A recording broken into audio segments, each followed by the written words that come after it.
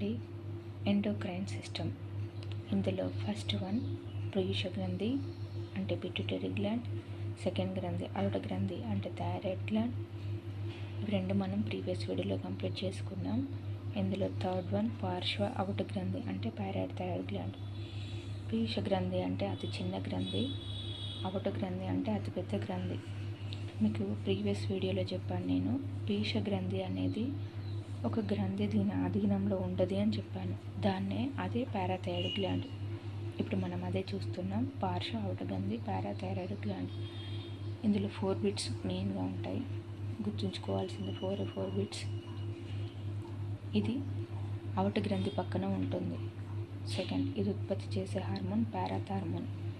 ఇది ఎక్కువగా రక్తంలో, ఎముకలలో కాల్షియం ఫాస్ఫరస్ల స్థాయిని పెంచగా క్యాల్సిటోస్ని తగ్గించి సమతా స్థితిలో ఉంచడానికి ఉపయోగపడుతుంది.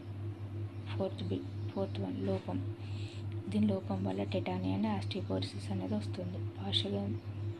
పార్శ్వ అవుట గ్రంథి అనేది చాలా చిన్న బిట్, కానీ ఇందులో ఎక్కువగా రిపీటెడ్గా అడుగుతున్నారు క్వశ్చన్స్.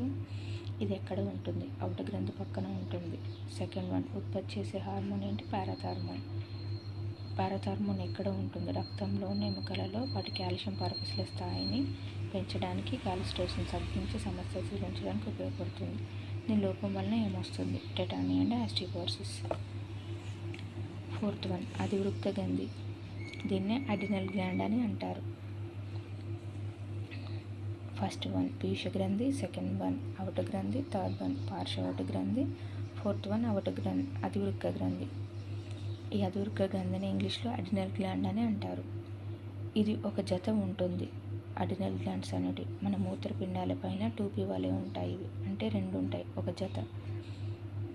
ఎక్కువగా రిపీటెడ్గా అడిగిన క్వశ్చన్ ఏంటంటే, అడినల్ గ్లాండ్స్ అనేటివి మూత్రపిండాల పైన ఒక జత ఉంటాయి, టోపీ వలె ఉంటాయి. ఇది మెయిన్ బిట్. ఈ అధివృక్త గ్రంథి అనేది 2 భాగాలుగా ఉంటుంది. ఒకటి వల్కలం, 2 ద్రవ్య వల్కలం. గుర్తుపెట్టుకోండి, 2 భాగాలు ఉంటాయి ఈ అధివృక్త గ్రంథిలో, ఒకటి వల్కలం, ఒకటి ద్రవ్య వల్కలం. ఈ వల్కలం మళ్ళీ 2గా డివైడ్ అయి ఉంటుంది. ఒకటి అంటే వల్కలం అనేది కార్టికాయిడ్స్ని రిలీజ్ చేస్తుంది. ఈ కార్టికాయిడ్స్ అనేవి 2గా ఉంటుంది, గ్లూకోకార్టికాయిడ్స్, ఖనిజ కార్టికాయిడ్స్. ద్రవ్య వల్కలం అనేది అడ్రినల్ అనే హార్మోన్ని రిలీజ్ చేస్తుంది. వల్కలం రిలీజ్ చేసే హార్మోన్ని కార్టికాయిడ్స్ అంటారు, ద్రవ్య వల్కలం రిలీజ్ చేసే హార్మోన్ని అడ్రినల్ అని అంటారు.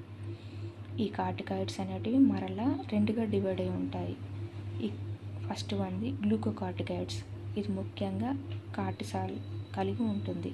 దీని విధి ఏంటి అంటే, ఇది ఎక్కువైతే మన శరీరంలో కొవ్వు అనేది రక్తం ద్వారా ప్రయాణించి ముఖముందు మెడ భాగంలో పేరుకుపోయి వాపులాగా కనిపిస్తుంది. సో దీన్నే కుషింగ్ వ్యాధి లేదా బఫ్లోనిక్ వ్యాధి అని అంటారు. గుర్తుపెట్టుకోండి, గ్లూకోకార్టికాయిడ్స్ అనేది ఇందులో కార్టిసాల్ ఉంటుంది. దీని విధి అనేది, ఇది ఎక్కువైతే శరీరంలో కొవ్వు రక్తం ద్వారా ప్రయాణించి ముఖముందు మెడ భాగంలో పేరుకుపోయి వాపులాగా ఉంటుంది. దీన్ని కుషింగ్ వ్యాధి లేదా బఫ్లోనిక్ అంటారు. రెండవది ఖనిజ కార్టికాయిడ్స్. ముఖ్యంగా ఇందులో ఆల్టోసిరాన్ ఉండును. మన గ్లూకోకార్టికాయిడ్స్ కార్టిసాల్ అయితే ఎలా ఉంటుందో, ఖనిజ కార్టికాయిడ్స్లో ఆల్టోస్టెరాన్ ఉంటుంది. దీని విధి శరీరంలో నీరు ఉన్న సోడియం పొటాషియంల స్థాయిని సమతా స్థితిలో ఉంచును. ఇది వల్కలం కిందకి వస్తాయి. వల్కలం రిలీజ్ చేసే హార్మోన్ కార్టికాయిడ్స్, ఇందులో గ్లూకోకార్టికాయిడ్స్, ఖనిజ కార్టికాయిడ్స్. ద్రవ్య వల్కలం అనేది అడ్రినల్ అనే హార్మోన్ని రిలీజ్ చేస్తుంది. ఈ అడ్రినల్ అనేది ఎక్కువగా మనకు ఉద్వేగ సమయంలో, అనగా బాధ, కోపం, దుఃఖం, బీపీ అటువంటి పరిస్థితులలో పోరాడడానికి, అటువంటి సమయంలో అడ్రినల్ అనేది ఉత్పత్తి చేయబడును. అందుకే ఈ అడ్రినల్ని exciting hormone, emergency hormone, F F hormone అని అంటారు. ఎఫ్ఎఫ్ అంటే ఫైట్, ఫ్రైట్, ఫ్లైట్. ఓకేనా? అధివృక్త గ్రంథి, అడినల్ గ్లాండ్ కన్ఫ్యూజ్ అవ్వద్దు. ఇది ఒక జత ఉంటాయి, మూత్రపిండాల పైన టోపీ వలన ఉండేది ఫస్ట్ బిట్. సెకండ్, ఇది ఎన్ని భాగాలుగా ఉంటుంది? 2 భాగాలుగా ఉంటుంది. అందులో ఫస్ట్ వన్ది వల్కలం, రెండవది ద్రవ్య వల్కలం. ఈ వల్కలం అనేది కార్టికాయిడ్స్ని రిలీజ్ చేస్తుంది, థర్డ్ బిట్. ఈ కార్టికాయిడ్స్ అనేవి 2 రకాలుగా ఉంటుంది, గ్లూకోకార్టికాయిడ్స్ అండ్ ఖనిజ కార్టికాయిడ్స్. ఈ గ్లూకోకార్టికాయిడ్స్ అనేది కార్టిసాల్ ఉంటుంది. ఇది ఫేస్లో మనకి ముఖమున్న మెడ దగ్గర రక్తంలో కొవ్వు ఎక్కువైతే కుషింగ్ వ్యాధి అండ్ బఫులోనిక్ వస్తుంది. గంజకార్టికాయిడ్ అనేది ఆల్టోస్టెరాన్ని రిలీజ్ చేస్తుంది. ఇది శరీరంలో నీరును సోడియం పొటాషియంల స్థాయిని సమతాస్థితిలో ఉంచును. ద్రవ్యవల్కలం అనేది అడ్రినల్ హార్మోన్ రిలీజ్ చేస్తుంది. మనకి ఉద్వేగ సమయం అంటే భావోద్వేగాలు వచ్చినప్పుడు బాధ, కోపం, దుఃఖం, బీపీ వంటి పరిస్థితులలో పోరాడడానికి ఉపయోగపడుతుంది. అప్పుడు అడ్రినల్ అనేది రిలీజ్ అవుతుంది.